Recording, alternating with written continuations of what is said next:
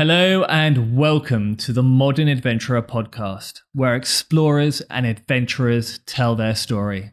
Coming up. And I saw her kind of like hit the ground and bounce. And I tried to land nearby her, opposite direction. She was kind of my windsock. I was like, I'm not going to jump that, I'm not going to land in that direction. So I landed fine, ran up to her and she was crying.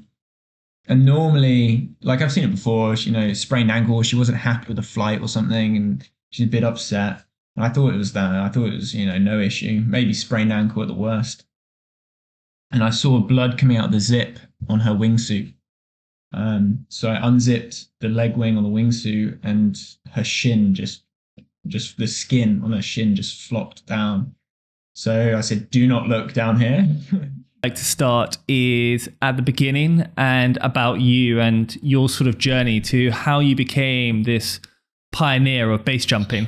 I mean, base jumping is quite a new sport. So I think there's so many countries that have never been base jumped in, and so many cliffs and objects and stuff that have never been jumped. So I think it potentially can be quite easy to be a pioneer in the sport. But I mean, for me, that's kind of my niche, is because I really enjoy the climbing and the mountaineering that goes with it. So my niche is really to go out and explore these areas that rarely see climbing, let alone base jumping. So that all came from climbing. Like I've been climbing for a long time, but I've never really got that good at climbing. Like I've always stayed within a grade bracket, but I've done all different types of disciplines, from big wall to aid climbing, ice climbing. So that really complements the base jumping. And the first time I saw a base jumper was when I was climbing in Thailand, in Tonsai. And that was really the spark that started the idea of, you can climb up stuff and jump off it at the end. Wow. So that's where the sort of initial, because you started your career in the sort of Royal Marines, did you not? Yeah, I had. So I finished my A-levels and then lived in South Africa for 2 years. And that definitely started the adventurous lifestyle, living in the bush for 2 years at the age of 19. So it was, saw and did a lot of things out there. That was pretty cool. And I started climbing out there as well. Did quite a bit of climbing. But that all kind of fell apart, and for various reasons. And then I decided, the next step would be to join the Royal Marines. I knew my dad, when I came back, would be like, "What are you doing for career?" So I just Marines. I'll join the Marines. And I suppose with the Marines, that's sort of where you got let's say, a sort of grounding in this outdoor sort of lifestyle, would you say? Or was it more with Kenya and you already had it within you? I think I definitely had it within me. My dad was in the military as well. So, we would go camping at the weekend, but it wouldn't be camping. It would be under a bivvy, under a sheet, under a tarpaulin for the night. And South Africa was, definitely part of my adventurous life. And I when I was training in the Royal Marines, I'd be, on sentry at night listening to an owl, and my sentry buddy would think it was a wolf because he had never been camping in the UK before, or, never been outside, never understood these sort of things. So I think for some people, training was definitely a huge eye-opener into like the outdoors. But for me, I think it was the outdoor sort of lifestyle was already there for sure. Amazing. So in Thailand, this is where it sort of you first discovered it. And from there, were you just hooked? You were sort of intrigued and wanted to learn more and more about the sport in general? Yeah, I had 50 skydives already at that point, because base jumping had always been sort of an idea. But as soon as I saw, somebody step off a 150-meter cliff, that was just that was now the main focus. It really became sort of a strong goal of mine. And everything after that was, how can I make enough skydives to be able to get the experience to then go on a base jumping course and learn for myself. So, for people listening who might not know what base jumping is, could you just give a quick sort of idea, briefly, what it is and what you Yeah. do? So the difference between base jumping and skydiving is the object you're jumping from. So skydiving is always from an aircraft, but that aircraft could be an aeroplane, it normally is, or a helicopter, a hot air balloon, a glider, a paraglider. It's always a moving, object, a moving craft. While base jumping is always from a static object. So BASE is an acronym for building, antenna, span, and earth. Span being a bridge and earth being a cliff. But it's not limited to those four things. So you can get really creative and jump off some pretty crazy objects. But my passion and my thing is normally cliffs. God, amazing. And so with that, you did the sort of what do you call it? The training with base jumping and then your idea, because you've been sort of pushing, these cliffs or pioneering, different jumps around the world. I saw, you've got Mount Kenya, you've got Kyrgyzstan. You've been sort of pursuing these different countries and sort of focusing on first in and around the world. With, let's say, Mount Kenya, which you've done in the last sort of 2 or 3 years, is this the sort of plan? It's that sort of thrill of finding somewhere, climbing up, and then seeing a sort of 150-meter drop, vertical drop, and being like, this is it. Yeah, I mean, so Mount Kenya took 2 trips to pull off, and I'm going to go back to try and top what I've already done. But it's not just the flight, it's the whole package, especially in a wingsuit, because in a wingsuit, you obviously fly quite far. I think I flew maybe a kilometer distance, which isn't that far, but it was limiting. So it's figuring out where you're going to land. The glide ratio is the exit point high enough to exit to then get a glide to sustain over the terrain. Your flight path, I could go left in between these 2 rock pillars or right, and I could land here or there, different options. So there's a lot of calculations that go into it.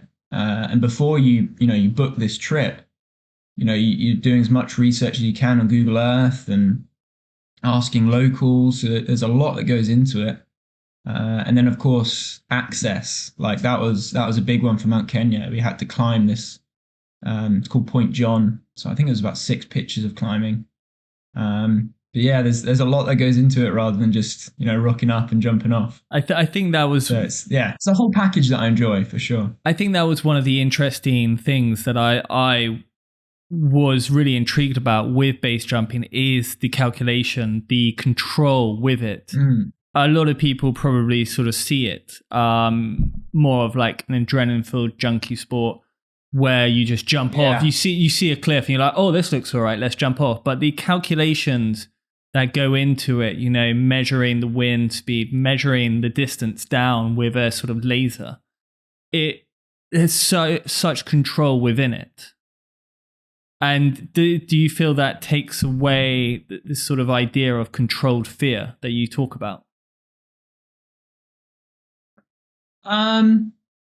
Yeah, I mean, part of it for me is everything I do is a stepping stone to the next thing. So experience can really counteract fear. Because if there's something that's a little bit more technical or a little bit harder to pull off, then I can look back at something that I did that's very similar and say, well, I did that with a huge margin for error. So this one, it might have a smaller margin for error, but it's still within my, still within what I'm comfortable with. And there's almost a tick list that I do, like a mental tick list. So when I'm at the exit point about to jump, I haven't got 101 things floating around in my head thinking, have you packed it properly? Is it high enough? Is it, all these different things. I go through them and say, yeah, I've packed my rig. It's done. I don't have to worry about that anymore. I've lasered it. I know where I'm going to land. It's done. And now I just focus on the jump itself and what I need to do. Do you still get that fear though from every jump of looking down over it? As you say, the sort of control that goes into it, is it more limited? It depends on the jump for sure. Like if I'm opening a new wingsuit jump, because there's so much more than a normal base jump without the wingsuit, then there's always a little bit of it's a little bit more a little bit more fear, a little bit more anxiety. I think I'd say. I wouldn't say fear. I think if I'm like petrified, if I'm actual fearful of my life, then I wouldn't jump. And there's been plenty of cases where I've said, no, I'm not doing this. So I've turned around. But in a normal base jump, um, even opening a new exit, I can go to an exit. I'm like, yeah, it's good to go. Jump. Like it's a lot calmer. I suppose it's having that experience as well, and sort of almost your gut feeling when you see something because of that experience you've built up over the years of doing this. Your gut instinct as well will always have that sort of shaky feeling of being like, something just feels off with this, and then turning around. Whereas inexperienced people might just look at that and be like, well, I've come all the way up, I might as well. For sure. I think gut feelings, when they say sixth sense, I don't think that's a paranormal thing. I think that's a manifestation of something that in your subconscious that you've picked up on, whether that is a smell or a feeling or something that you've seen out the corner of your eye. And it's not a gut feeling. It's something that you've actually sensed, telling you not to do it, or everything's fine.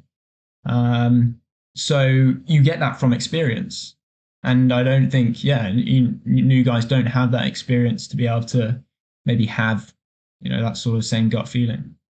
So one of the recent trips that you did was in Kyrgyzstan. With that, what was the idea around this trip?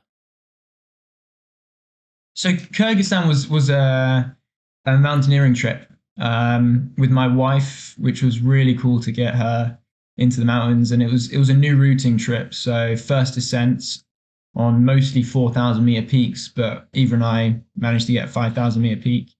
And we were invited by a group of people, because on these big expeditions, it's cheaper if you get a group together. So I think there were 9 of us in total, and the group did amazing. Like we did a lot of first ascents and quite a few second ascents as well.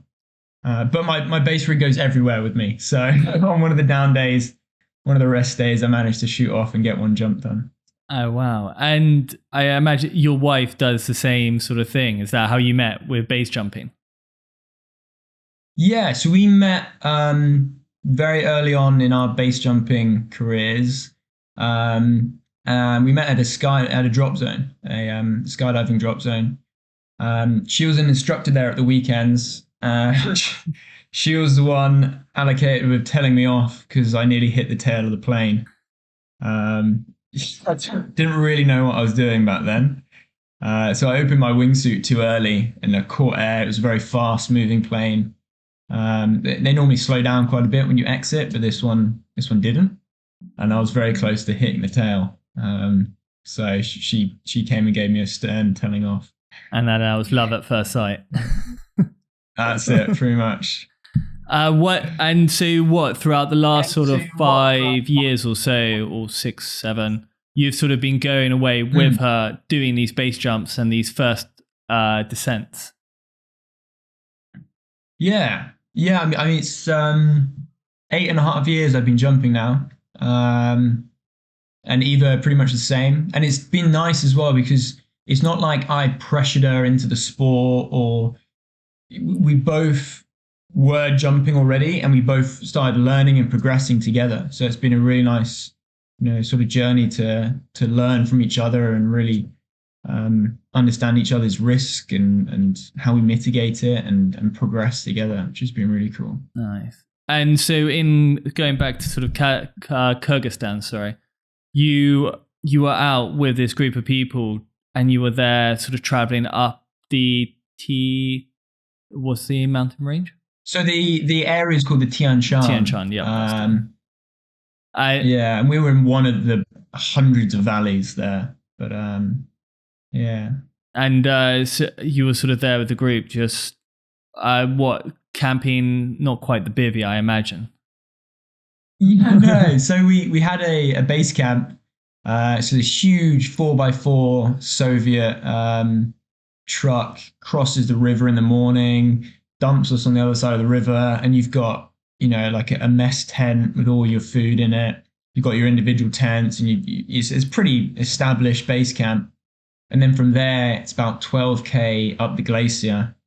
So every time we wanted to do a climb, we'll take our small, lightweight alpine tents, go up the glacier, set up camp, do the climb, come back down, and then go back to base camp. And kind of the teams would revolve, different objectives and different down days at base camp. So we all had, rest days and stuff. Yeah. Oh wow! Yeah, it's such an amazing place, Kyrgyzstan. It's just got the most incredible scenery. Yeah, I mean, I was really surprised. Like, I'd wanted to go there for ages, and when Danai, the leader, gave me the opportunity, I was like, yeah, definitely. Like, especially if he's organising everything and I can just jump on board. But it's just so much untouched, mountains. Like we're in a valley. I think we did some like 7 first descents and maybe 4 or 5 second descents. And luckily, Eva and I were already acclimatized. So day 1, we went up the valley and we managed to climb a 5,000 meter peak. And that was the first time either of us had been at 5,000 meters. And it was a first ascent, a new summit. So it was, really, really cool to do it as a married couple as well. Like it's because Eva hadn't been mountaineering for that long. So it was, really proud of her for getting that one. And that's with you and sort of the ice axe and hiking up, getting to the top and not base jumping down. That's just getting to the top. That one. Yeah, that was we graded it. I think it was AD minus, so it was quite a steep first section, maybe 200 meters of like 50-degree ice and snow, and then you hit a ridge line. I think it was the West Ridge, and then for a couple of hours you're climbing along this knife point ridge at some point onto the summit. So yeah, there was no jumping on that one, unfortunately. But so sometimes I focus a trip on climbing, but I always take my base rig. And then sometimes I focus a trip on base jumping, but I always take my climbing shoes. Yeah, so it's always a trip has a focus, but I always want to get that extra little climb or jump in. And with that, what I have seen is sometimes you ski down and then off the cliff. I imagine in Kyrgyzstan you weren't really doing that because it was probably less ski touring up. It was more. Yeah, no, it was summer alpine climbing, so there was no skiing. Oh right, yeah. We had a little bit of snow, but some of the faces would be incredible to ski, but definitely not in condition. So it was solely just climbing. But yeah, so the ski base. There was a famous skier called Shea McConkey, and he kind of started this ski base idea, even though it was done in the James Bond film, The Spy Who Loved Me.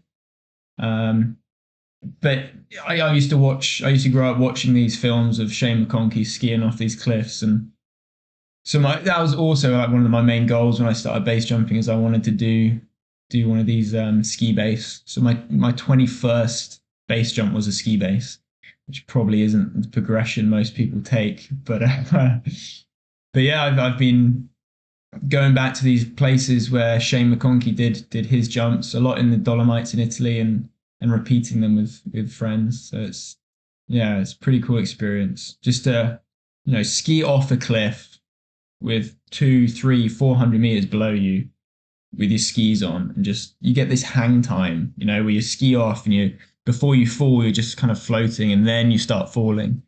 It's pretty unique experience.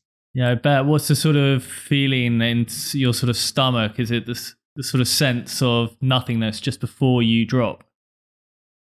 Yeah, because it's with a base jump, you're pushing out, and straight away you're falling. But with skiing, you're hitting that exit with speed, so you're punching out before you start falling. So yeah, it's just like nothing else. It's yeah. Oh wow. No, it's incredible. And one of the interesting things I heard about you was the time that you proposed to your wife. What Yeah. was the story there? So we did a Christmas trip to Cape Town, to South Africa, because my wife loves the coast as well. We both love jumping, and I like climbing. So Cape Town kind of ticked all those boxes. He's got a bit of everything. Um, and I proposed as we were gearing up for a wingsuit jump. She said yes, thank God. We both jumped off, and it's quite a performance flight. You've got to reach this rugby field for the landing, but we weren't flying that well. There was a bit of headwind, but we were trying to fly together, and we were limiting our speed and glide and performance. So Eva pulled early, had line twists, and had to land in this shrubbery, this sort of shrubs and rock, and it was a bad landing area, and she landed downwind. So you're going as fast as the canopy flies, as well as getting pushed by the wind. So you always want to land into wind, so it slows you down. And I saw her kind of like hit the ground and bounce, and I tried to land nearby her, opposite direction. She was kind of my windsock. I was like, I'm not going to jump that, I'm not going to land in that direction. So I landed fine, ran up to her, and she was crying. And normally, like I've seen it before, sprained ankle, she wasn't happy with the flight or something, and she's a bit upset. And I thought it was that. I thought it was, no issue, maybe sprained ankle at the worst. And I saw blood coming out of the zip on her wingsuit.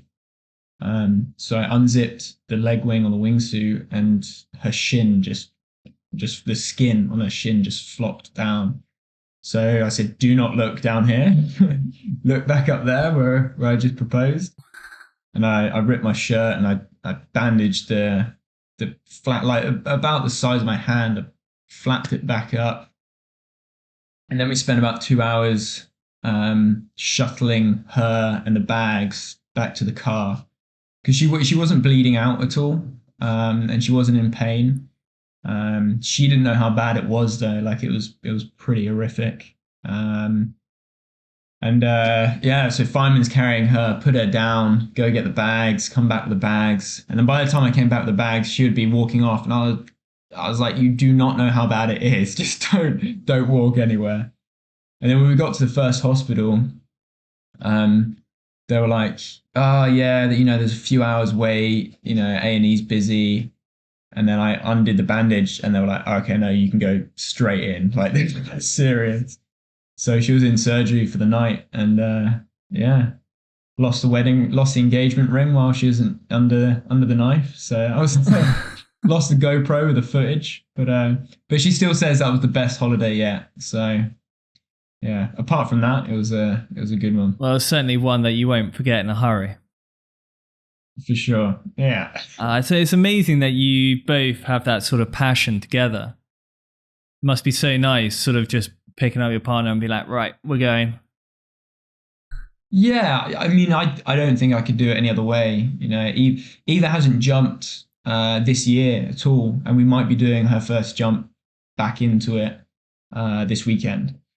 But she's enjoying the mountains. In either way, we're just out there in the mountains. But I don't think I could have a relationship where we didn't share a passion that consumes all of my free time. It's like I wouldn't want to split my free time in between doing something I don't really want to do just for the sake of, that's why she's my wife, because she's perfect for me. But it works well. I suppose for people listening, again, going sort of back to base jumping itself, I before the podcast, I was sort of saying it sounds like it's a bit like a sort of Shark Attack. You only hear the bad stuff about it. Yeah. And I think what's very interesting is how you're sort of spoken about how sort of controlled it is, in a sense, like what planning goes into it, everything down to where. Saying this just after the accident story. Yeah. No, for sure. I took my parents to see us base jumping, because they were very much under the same sort of idea that, it's just carnage. It's just, and don't get me wrong, there are a lot of people that it is just carnage, and I think there's a difference between a stunt. You can do base jumps that are stunts, but then you can also do base jumping as sort of a passion, as a hobby, as a sport. And that's definitely the way that I do a lot of my jumps. And my parents came to see us, and they thought the same. They thought it was carnage, people hurting themselves left, right, and center, just going full throttle without any calculations. And we took them and we sat them right on the exit point so they could see. And they commented on like how careful and how much consideration there was, and at the end of the day, how calm it was. The whole process. So it was really nice for them to see. Like I think it calmed their nerves quite a bit. But you're right. Like the Daily Mail with their shock headlines, they love buying up videos of base jumpers crashing, and I do, I sell some of my footage, but I don't think I've ever sold any footage of like me crashing or carnage footage. And me selling the footage of my achievements always comes with the caveat of you need to explain like how much hard work and how much training goes into these jumps, because it isn't just a stunt that you figure out how to jump in an afternoon, you go do it the next day. It's years and years of planning. Yeah, because I think people will sort of see that the line between jumping and falling, let's say, it's such a drastic difference. There's no sort of leeway of like, you could injure yourself. Yeah. It's really life or death. But with the sort of control that you have with it, I mean, it makes such a huge difference. And those who sort of go out and give the sport such a bad name, I imagine for you is just like a real kick in the teeth. Yeah, I mean, it has a lot of knock-on effects, like events, events get cancelled because people have accidents and it becomes, a viral accident, and events say, we don't want base jumpers anymore. Like, and those events are, really good for the community, ways of some people making a living and bringing a good name to base jumping. Insurance, it's very hard to get insurance now. And is that because, too many people are making bad decisions? But selling these videos does have a knock-on effect that people don't always realize.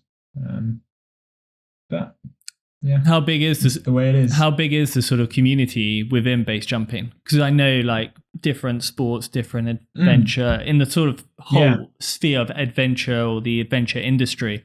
Base jumping's a sort of good little section, and I imagine it's got a very small, tight-knit community that it's tiny. Everyone knows everyone. They really do. And if everyone doesn't know everyone, it's at least just one, stop between knowing the next person. So wherever I travel in the world, I can find somebody in that country to jump with, or find somebody who has jumped there and will be willing to give me information. It's a really, really small community, and it definitely is growing. Like, it's getting bigger and bigger. There are more and more courses each year. Which has, is part of the problem, but also education is obviously a great thing, and knowledge is there to be shared. But, more people in the sport also dilutes the ethics, and there's going to be more problems and more accidents, but that's part of a growing sport. Yeah, I think it always happens when these sort of new sports come out, because the base jumping, really only came to mainstream, 15, 20 years ago? Yeah, exactly. Yeah, I think it reached the peak when everyone wanted to be part of it. You had some really big brands sponsoring it. And then it got a little bit more popular. There were more accidents, more fatalities. And now a lot of people don't want to touch it. It's understandably. But, a lot of famous climbers have died base jumping. So understandably, climbing companies don't really want to touch base jumping now either. Red Bull used to, promote the most hardcore wingsuit lines and stuff like that, and now they're not after that. It's not a sustainable way of flying, so they're after creative things to shoot and to report about. Yeah, that was actually my next question of whether Red Bull, because 10 years ago, you would see the Sail soundtrack to, I can't remember his name. Yeah, on every video. On every video. Yeah. What was his name? He was very famous back then. Jed Corliss. That's the one. And so Red Bull just had their names all over everything, but now you don't see it so much. No. I mean, there've been people who have died at events or on shoots for brands. So it's not a sustainable way of doing things, killing your athletes. Yeah. God. And so with these sort of firsts that you are doing, what's the next one that you have in mind? Well, so the next, it's taken 6 or 7 years to finally get to finishing this project that I'm on at the moment called I'm calling it North Base. So the idea is to climb all 6 north faces of the Alps. It's called the Great 6 North Faces of the Alps, and wingsuit from them. So I've got one left. So hopefully that will be done this summer. And then, it's so niche and tedious to say like you're the first at doing something like this. But for me, it's something that's taken so long and a lot of training to be able to climb some of these routes that were way above my limit to begin with. So for me, it's going to be a big tick in the box having that done. But yeah, I've just got to wingsuit off the Matterhorn, and then that'll be that project done. So nobody's climbed and jumped these 6 North Faces before, so that'll be a first. Wow, but a few other little countries and high alpine projects and things that I'm looking at, but all depends on conditions and partners and financing and everything. So we'll see if it comes together. I suppose, like, for you, it's doing it for the love of the sport. But I know, when it comes to sponsorship and branding, brands sort of love like a sort of first or the fastest or this. So it has some sort of media angle. So I imagine that's probably, although the 6 Alp North Faces. So have you actually done any so far? Yeah, so I've done 5 of them. So it's only the Matterhorn. Some I haven't been able to wingsuit the same day as I climb them because the climbing conditions are different to the jumping conditions. So I've got to wingsuit the Matterhorn and climb the north face of the Grand Duras. But I've wingsuited and climbed all the others. So that's the north face of the Eiger, north face of Pisbadil, wingsuited Grand Duras, climbed the north face of the Matterhorn, and climbed and jumped the north face of Treshim. So yeah, just one more to get. Well, the wingsuit of the Matterhorn and the climb of Grand Duras, and sorry, the Drew, the north face of the Drew, and the wingsuit that last summer. Yeah, is the plan to do the Matterhorn in the summer? Yes, yeah. It was so annoying. I climbed it. I think it was October or November. Really, really good conditions. And we got to the summit and we were so worn out. I can't remember how many hours, something like 10 hours of pretty sustained climbing on the north face. Cold, hungry, wet, tired. And we topped out and there was no wind whatsoever. At 4,000 meters altitude, no wind, which is perfect conditions for jumping in a wingsuit. So instead of being back down to the valley floor in 2 minutes, it took 6 hours to get down to the hut, and then from the hut another 4 hours. So over 2 days, it took 10 hours to get down when I could have just flown down in 2 minutes. But I have to go back up. Sorry, does someone always take all your stuff down? Because the wingsuit is completely when you're sort of getting from your climbing gear into your wingsuit, how, it all comes down with you. all comes down with you. Yeah. Which is to me also part of the, as I was saying with like the Kenya, the part of it is the preparation. It's figuring it all out, and it'd be lovely to have an extra guy who can take stuff down. And sometimes you're lucky and you've got a partner, or you're climbing as a three. But normally I climb with a good friend of mine who wingsuits as well. So you make it work, which means maybe being a little bit more confident of the route, so you can take less gear, less rope, thinner rope, less ice screws, less trad protection, and then it all goes in the wingsuit. So we can take 60 meters. You can either wrap it around your stomach or put it down the legs. We've got special lightweight crampons. The ice axe, you can take the head off, and we put it down our shins. So it all comes. God, I did not think that. I suddenly, just when you were sort of saying you went up and then wingsuit off, I was like, okay, well, there must be someone there to sort of take it all down, the poor sod, who's sort of there going, crap, I've got all this to take. Yeah.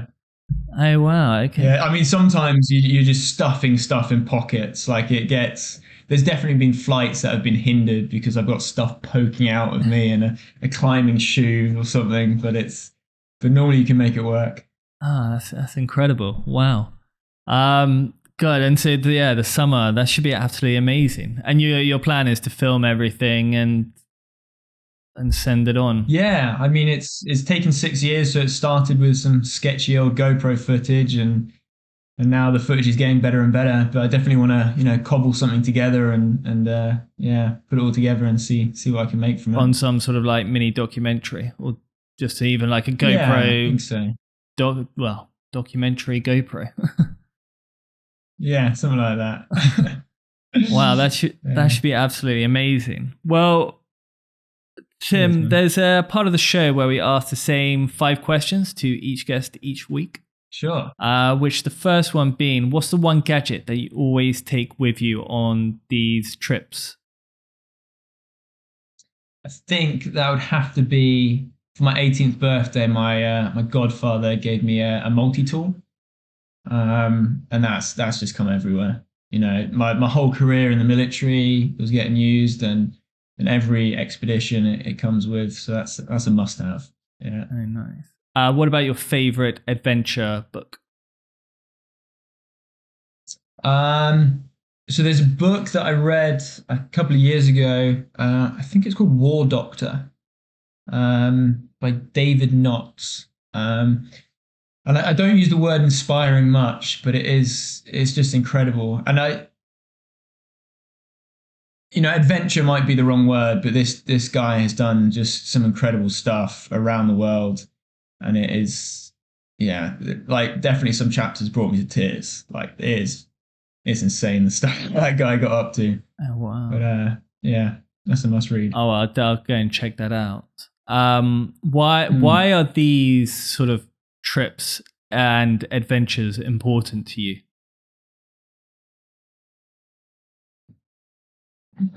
For me, I think it's important for everyone to have a goal, to have a challenge, to push themselves, because otherwise you're just killing time, aren't you? Your life is just killing time, and whatever that goal is, playing an instrument, whatever. But my goal and my challenges are to, climb up mountains and jump off them. So that's what keeps me busy. Keeps life interesting. Yeah, for sure. What about your favorite quote? So I was trying to think of a good quote earlier, but I couldn't really. The ones that I was trying to search for, because I had them in the back of my mind, but I couldn't get the words exact, so I couldn't find them. But I was thinking that there's a poem called Desiderata. And it's every single line is a quote that I would want to live by. It's a phenomenal poem that you can't, like, the statements you can't disagree with. They're just, it's a short poem. It's definitely, anybody listening to this, look it up, because it's phenomenal. Desiderata. Yeah, 101 quotes in there. Well, I think there's like 20 lines, so 20 quotes in there, but they're all good. Ones to live by. Yeah. And for also for wait, what's the one I was going to say? Right. For people listening, what's the one thing that you would recommend for people wanting to get started in base jumping? In base jumping, particularly. So base jumping is a weird one because you don't start base jumping by base jumping. You start base jumping by skydiving. But I think no matter what you want to get into, whether it's mountaineering, hill walking, climbing, base jumping, if you really want it, you can find a way. You know, so many people have said to me and my wife, "Oh, you know, your parents must have helped you financially or whatever." Like, but you know, we learned skydiving by becoming a packer. You know, packing rigs for money so I could pay for my jumps. You know, you find a way, and if you want it bad enough, you will find a way. Apart from that, it's just excuses. You know, like I can't do it because of my time or my money, or like, you know, I changed my lifestyle and, you know, sleeping in laybys in cars and eating pasta every day just so I could go on climbing trips at the weekends and stuff. So, but getting into base jumping, yeah, it means spending a lot of time just sitting around at the drop zone waiting for a weather window. So it's a lot of dedication for sure. Yeah, it's about sort of prioritizing what you really love, and exactly. If there's something you really love, you will go, you know, to the top to have prioritizing. That's so true, man. Yeah. It's definitely about prioritizing. Yeah, you will literally make everything. You'll sacrifice. You will cut everything out just to make you sure you can do that. It's just having that. And what's amazing, you know, I get a lot of people asking me about how to get into base jumping, and I teach courses, you know, once or twice a year, and it's amazing to see when somebody sent me a message 4 years ago saying, "Oh, I want to go base jumping," and I say, "You need to do around 200 skydives first." And they come back, you know, 2-3 years later saying, "I've done them. Let's go base jumping." And that to me is just awesome because it just shows the level of commitment and dedication that some people have taken to achieve their goals, you know? Yeah, and it is so true. It's just you will sacrifice heaven and earth just to make sure that you can do whatever you set your mind to it. Yeah. Yeah. Some healthy, some not. You know, whether you cut off. That's true. But Tim, how can people find you and follow your story? On Instagram and Facebook as Tim Howell Adventure. And I have a website that I write some blogs and put some pictures up as well, which is also timhoweladventure.com. But yeah, take a look if you got some time. Well, we'll put a link in the description below with a link to your Instagram and everything. But God, it's been actually such a pleasure listening to your story and hearing all about it. Thanks very much, John. Cheers, man. I appreciate it.